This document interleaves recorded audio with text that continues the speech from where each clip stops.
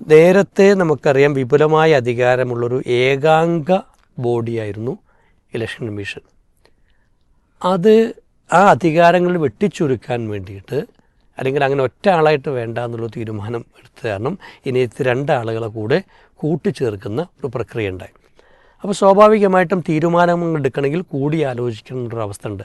അത് ചില ഘട്ടങ്ങളിൽ ഗുണമാണെന്ന് നമുക്ക് പറയാം. പക്ഷേ ഇതിനകത്ത് ശരിക്കും പറഞ്ഞു കഴിഞ്ഞാൽ അത് താല്പര്യങ്ങൾക്കനുസൃതമായി കൊണ്ടുവന്നൊരു മാറ്റമായിരുന്നു.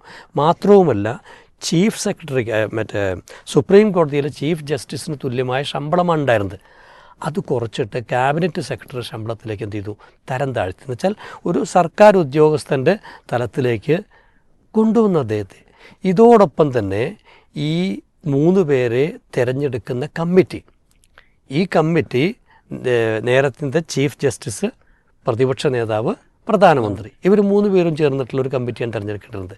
ഇതിൽ നിന്ന് ചീഫ് ജസ്റ്റിസിനെ മാറ്റാൻ തീരുമാനിച്ചു. അതിനുള്ള നിയമപരമായ അത് എടുത്തു, മാറ്റി.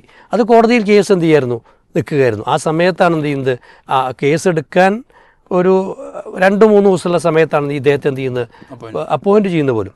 അപ്പോൾ ഇവിടെ നമുക്കറിയാം കൊണ്ടുവന്ന മാറ്റം എന്താണ്, പ്രധാനമന്ത്രി, പ്രതിപക്ഷ നേതാവ്, പ്രധാനമന്ത്രി നിശ്ചയിക്കുന്ന ഒരു മന്ത്രി, ഒരു ക്യാബിനറ്റ് മന്ത്രി. അപ്പോൾ ഇതിനകത്ത് ഭൂരിപക്ഷം ആർക്കായിരിക്കുന്നത് വളരെ വ്യക്തമാണ്.